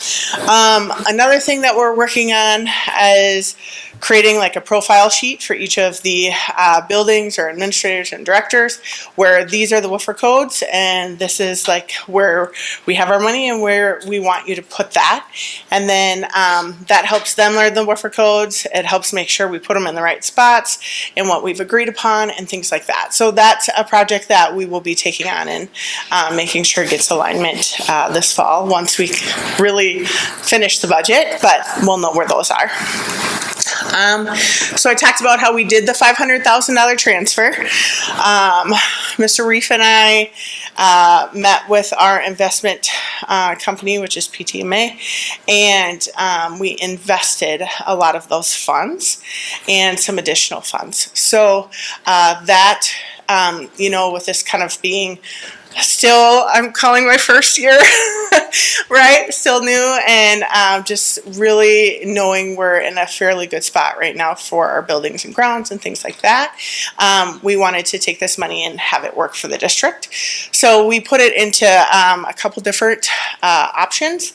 You can see the 12-month as well as a 24-month. So also noting that at the end of the school year, July, actually, we have a return on an investment that is currently active. So then those numbers will shift a little bit there. So just, we know where that balance is, right? So I wanted to share, you know, we made that transfer, but then we put it to work right away. Then as far as like the human resource side, we have our new teacher event tomorrow, which is really exciting. I've had the opportunity to meet with all of them. That's been really great too. They've all gotten all their paperwork and their, you know, layout of benefits and things like that. So excited for that. And we are also connecting with the chamber. They provide a lunch for the new staff. So that's a great way for them to get to know the community as well. Current openings, right now we are kind of sitting with support staff in the instructional assistant position. As you know, our reference from last month, we had some food service and instructional assistants. We've had some great interest in the district, and so we're doing a lot of interviewing right now, and we're just kind of wrapping up some of those positions too. Instructional assistants are still on there, as there's still a little bit of need there, as well as, you know, that position can change a little bit more frequently than some of the other ones. And then we're always looking for substitutes, so that is on there as well. We had talked last spring about bringing a dependent care option to our staff, and we are rolling that out in September. So our staff will be able to sign up for that option and then take advantage of those tax-free dollars throughout the year. And you know, we specifically kind of aligned it with September because of that's their new pay, you know, rate for that next year, and so it was. I want it simple for people to align that up with it too. So that will be a good benefit that will be getting all lined up too. And then the district office is just preparing our extracurricular contracts and getting those out. And that's for all of our coaching positions and like our advisor positions and things like that. So. Do you want to pause for questions here? Yeah. I'll just open it up. Does anybody have anything they want to? I'll start with you. Maybe do you have anything any questions, comments, or anything? No, I don't. I'm liking these report outs from the business services department. Thank you. So I have no questions right now. Yeah, this is my first experience of it. It's great. It's really nice kind of knowing where we're at in here, and not just people leaving the district, for example, and that's the point of hire, just kind of seeing where we're at with things. So it's good, Cap. Thank you. Yeah, I think you got what we were looking for, so that's awesome. And you'll see me tomorrow at the luncheon. So perfect. Brett, Just curious, what's the rate for the 24 month? 4.46. Same thing? No, it's 4.4. 4.16 is the 12. Yeah. 4.4 for the 24. Oh, okay. Yeah, and for the 24, and those are just in CDs invested through the state. It's really one of our only options. I know we're going to get an annual budget next month, so I'm not going to drill this down, but remind me the R5 project. Is that already earmarked? That's all out of Fund 46, everything? So we don't, okay. Yeah, and we're good. we do have, I don't have it off the top of my head, I'll be better next time, but in Fund 49, which affects every building except for the bus garage in the high school, we have around $460,000 left, and I think it was $360 that's liquid in Fund 46. So Yes. yeah, there is sufficient money that's liquid. Should a boiler blow up, should whatever happen. Maybe we can hear some of that next month. Yep. On what you guys are looking at for Fund 46 and how to use it. Yep. Awesome. Nicole Lenzer, when she did her lunch distribution and meal distributions, she came up with an idea to put in kind of the hiring piece. She had been talking to a lot of people about food service positions, and so we had that link in there, and anybody can click on that QR code and have a quick application. So at any time for any of the positions that are active for support staff. And I'm going to jump in here because Ashley made a really quick, easy Google Doc, which makes it easy for people to apply. They don't necessarily have to go to WeCan because it's not a certified position. It's quick and fast and very easy for people to apply. So this is some additional pieces that I want to start to be able to share with you guys in these meetings as well, if this is stuff that you're looking for. So today's stuff is kind of an overview of some of the options that we can do, right? So this is just the overall budget for July, just that snapshot, and you can see, you know, our current year and prior year. Now, remember this year, we're still kind of finishing out 25, 26, and so I project that July will be different next year than this year, but you can kind of see where our revenues and expenses are. And then, Jim, can you go to the next one, please? So these are our revenues, those numbers. a little tricky to read. But just know that the revenues for this month coming in, a majority of them were community ed revenues. So that's what you see here. And then for expenses, you will see, can you go to the next one, please? Thank It's a you. little delayed, sorry. A majority of the expenses for July are salaries. Realistically, the offices are kind of slow and shut down during the month of July, so there's not a lot of ordering there for supplies and things like that. And so you will see that a majority of the budget is in salaries and not necessarily in like capital objects. And then again, we really were trying to close out the year and then focusing on the audit. So if it was possible for us to push it to August, those were kind of where we wanted to keep 26, 27 to keep it separate. So some of that you will notice will catch up in August, and then we'll get back on track on normal months. So that's just kind of an overview of reporting that are possibilities. Love it. This is great. Anybody have any other comments or questions here? My only comment is I love it. I love the month by month. It's really important. But that new graph, I saw it in our financial folder report for the first time. Yeah. If there was a way to do a yearly, so the month is great, but if there was a way to do a year to date all the way through, do you know what I mean? Yep. That would also be great. I don't want to cause a bunch of extra work, but No, but I'll look at that and see what. So in a month like July, with like revenues are really weird, but we still have expenses. We're like, okay, how does this all balance out though? So the piece that we're missing is we're building the budget. Yeah. And so once I get the budget finalized, those numbers will go in there. So like when you're looking in here, like it would give you the percentage off the original budget, but our original budget is 0 right now. Gotcha. And so those numbers won't align until we build it back in. Okay. And So, and but that will be coming. Yeah, and essentially in July, we only have one month right now, but yeah, that's something we can definitely do. And so when you see that, Pat and everybody, reach out to Ashley and me and just say, hey, this is perfect, this is what we want, tweak this, we want this to be yours. The other thing we're gonna do is, Ashley is a wonderful mother too. She was gonna possibly be late because she was doing something with her own children, for school, but this will actually go before our consent agenda because a lot of these finance things do get put into a consent. So Yeah. regularly in the meeting, we'll try to put this at the start. Okay. All right. Thanks, Ashley. Thank you. All right. I guess we're on superintendent report now, right? Yep. So I'm going to try to hit some little things. If you're okay with it, just I'll pause for a second and holler if you have any questions. One thing I want to make sure I tell you about is one of our main focuses this year is literacy. And literacy and writing 6 through 12.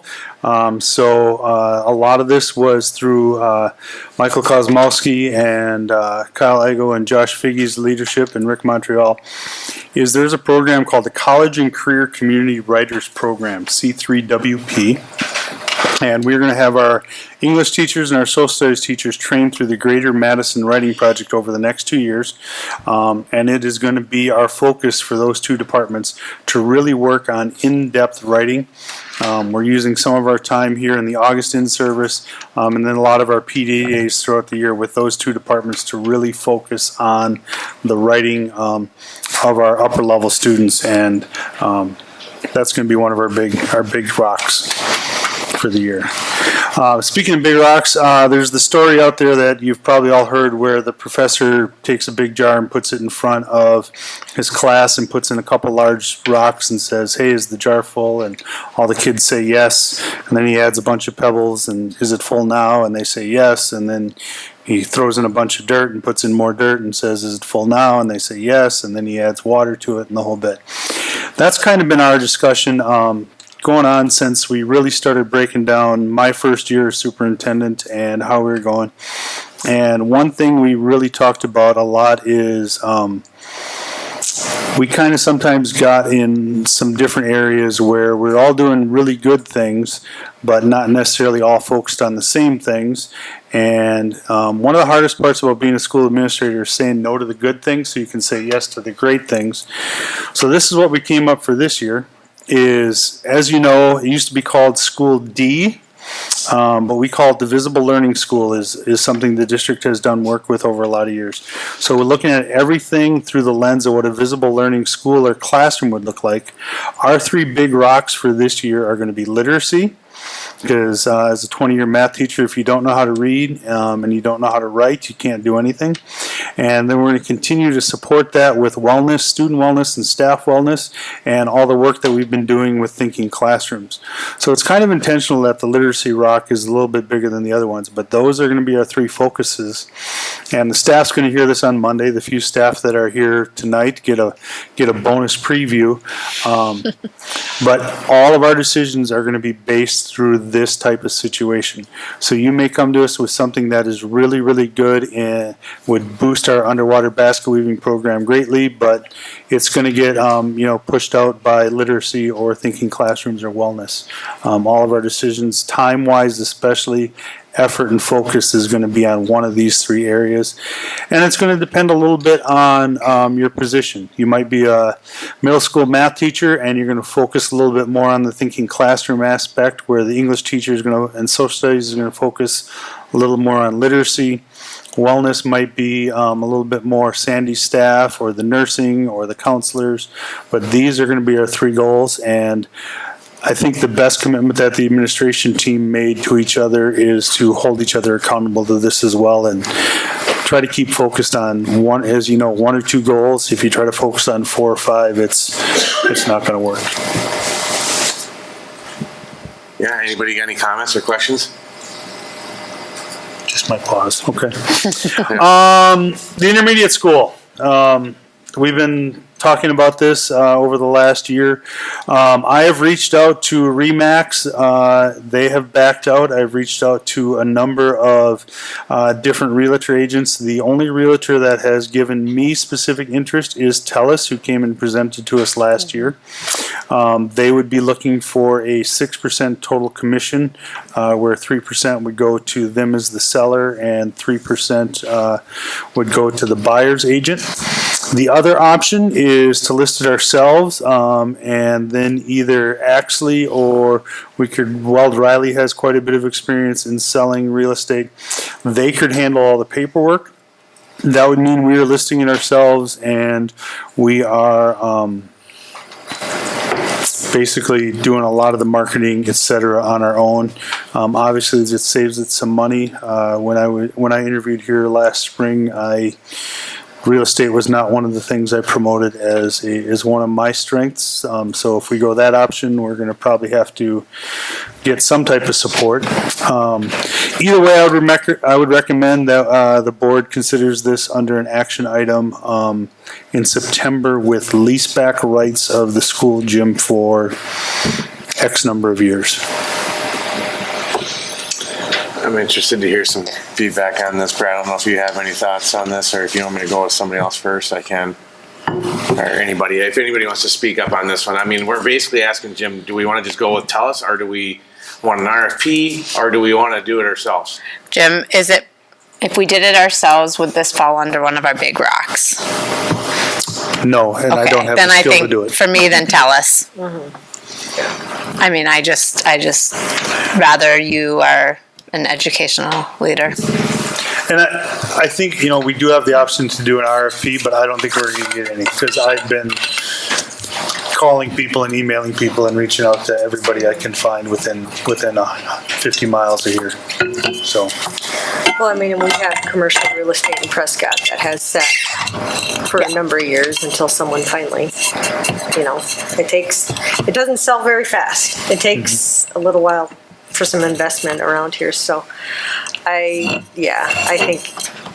don't think it needs to be something that we, as a district, I think I put that out to someone with experience. Pat, do you get any thoughts? I would agree. You're gonna get whether it's TELUS or somebody else, you're gonna get involved anyway. So I would assume that we hire a realtor to market it. I don't want to get any options, but normally I negotiate the commission, but being that we only got one, I don't know how much we have. I mean, my goal is to get as much for that building as possible, and leave is, when we listed, leave all the options open, whether it's with or without the gym. And if it's with the gym, hope is that it's enough to cover Adding a gym to the high school. solution. Exactly. Yeah. So if it's with TELUS, then I just want to make sure that the contract's written where we got, there's a lot of flexibility in what we can and can't accept. Yeah, I mean, we're talking about a contract negotiation in public, and the six. I'm a little uncomfortable with the 6%, but Okay, I can reach out to TELUS, and then I can bring something to sit in front of the board, and the board would have the option to approve it or not approve it, and send me back to. or at least a cap or something. You know, I mean, that's what I get concerned with, because 6%'s a lot. Yeah. Are you based on maybe a sale price? Or is it based on that it's not gonna be an easy property to sell? So, I mean, those are conversations that you have to I think we let have, Jim go so, back and negotiate the best contract we Yep. can get. Okay. Sounds good. That's what I was looking for. Yep. Another quick announcement I just want to get out to everybody is the Institute for Environmental Assessment. Adam worked with them in July and August, and they came through and inspected all of our buildings. They also trained all of our staff on all the safety procedures like tagout, lockout, tagout, sorry, I said that backwards, compressed gas, bloodborne pathogens, etc. All of our buildings passed inspections. Since this is not here, but I found out about it at 4 o'clock this afternoon, our buses were also inspected. Two very minor little things that'll take Aaron and Heather an afternoon to fix. Our buses are all good to go as well, and our fleet's in good shape by the State Patrol Service. But like I said, that came to my email way late this afternoon. And then my last item, we found out that we forgot to strike through some old language in bereavement. This is something we haven't really discussed, and kind of paralleling on our policy thing.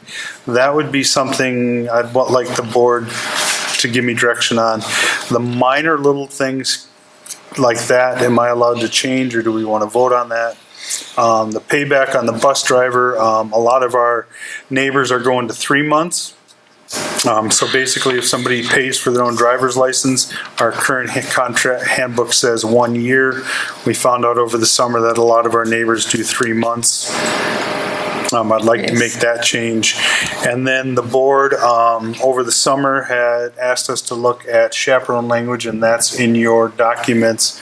My plan is to bring that chaperone language back, because that is a big piece, separate for an updated handbook language that would just add that chaperone language and then change the CDL from 1 year to 3 months.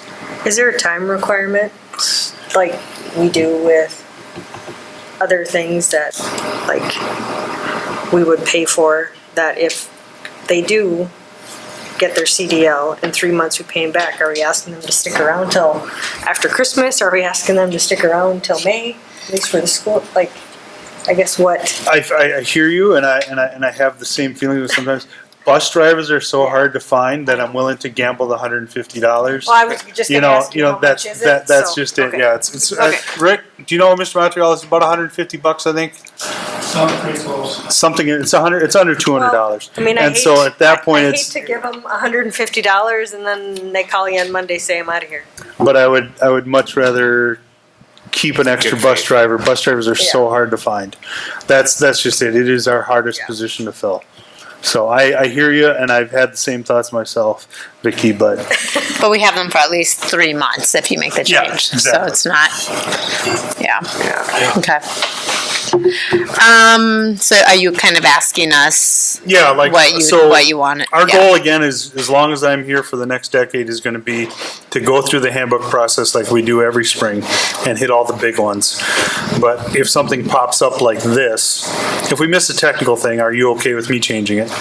Like, we missed a sentence we forgot to strike through. But anything big, we would then bring back an info and discussion and vote on at the next board meeting, is my plan, unless I'm told differently. I think the editorial thing, because we discussed bereavement, that was one of the things that we talked about, a policy change, and if it was just something that got missed and isn't changing the No, it's, meaning yeah, of it's that. literally just, we missed Yeah. it, we missed a strike through on the line. Yeah, so then I would say editorial stuff like that, I'm okay with. These other changes, just, I mean, if we're like new language chaperone, we vote on that. Other, just amending things, I think just letting us know. Okay. I think I'm okay with that. Yeah, I'm okay with it too, as long as we, like, if you make a change up, just report back to us, then it's no, yeah, there's change. Yeah. And as importantly, report out to the staff. Yeah. Yeah, I think that's an important piece is we've been at a historical place where some changes have been made and we believe them to be more minor kind of changes that doesn't really change the, I don't know, the content or the purpose. So I think even if you just add it to information discussion like this, like here's, I had to make a couple changes, here you go, then staff also can recognize that it's in the minutes and stuff like that and they can go look at it. Like the language, is that something that's has been gone through with, because since it's a language change and in addition to the handbook was something we're gonna work together on with staff, is that something then that, I don't know if it's So, PLC leads or whoever that you talk to and discuss these sorts of changes? yeah, to specifically talk about the chaperone language, it kind of happened over the summer. The policies were very similar at the high school and at the middle school, so we sat down as an admin team and kind of came up with this language together. After every board meeting, what I do tomorrow is I sit down and I make I'd love to say 5-minute video, but more likely 10 to 12-minute video, where I review everything we discussed tonight, and that chaperone language will be put out there. Were this happening in December, this would go through the superintendent's advisory committee. We haven't formed that yet, gotcha. so this will be an Okay. email to everybody. Hey, tell me if you have any challenges. It's kind of just a combination of Mr. Igo and Mr. Figgy's current policies. So, Okay. and it's, when you've read through it, it's not a whole lot, You're gonna fly there with the kids, you're gonna fly back with the kids, you're gonna take care of the kids. You're gonna make sure the kids, follow all the laws. It's nothing Yeah. radical. Okay. I just was looking for that piece of how it's being shared, is there Yeah. input being allowed back, that Yeah. sort of thing. Yeah, and I think just generally it's probably best practice not to change it after certain, like once the school year starts. So if we recognize a few things that are mistakes, then we can always come back to it the following year, right? And if it's a big thing, then we should probably meet on it anyways. Yeah, this one kind of popped up at the June board meeting, July board meeting. I don't remember which one. It popped up at one of the two, Yeah. so that's where we thought we should add it. So, but yeah, our goal is, we're changing very, very minor things. Ashley, do you want to jump in? Yeah, I was just gonna say something very similar. You said it in that July meeting, and that should be, where we're going, but I think because we did those huge changes this last spring, these Yeah. are just kind of finalizing and seeing it really come into action. But I would say our practice going forward really would just be, We'll get to it next year. Yeah, for those minor. yeah. Okay. Okay. Yeah. So you want to have a microphone back? Yes. That's all I got. Yeah, all right. We good? We can move on. Do you got anything else, Jim? Oh, I do want to throw out one thing the board asked. This is a procedure thing, or an operations thing. They did ask us to sit down and meet, and if you look at on the screen, we do have the board-approved trip to Hawaii in the spring of 2027. Then the next music trip, which hasn't been determined yet, will be in 2030, and then every 4 years after. The high school trip is going to London in the summer of 2028, and then subsequent trip every 2 years. That one is kind of run by the social studies department right now, but we've also talked about opening up that to other people as well. But those are the big overseas trips. Again, we're looking to get that, eventually get that 4-year cycle back with the music department. Okay. Yeah, the big trips. We have teachers that are, getting close to retirement that do those, so. All right, we're moving on from info and discussion. Public comment, anybody? Yes. Remember the rules. You're asking me not following the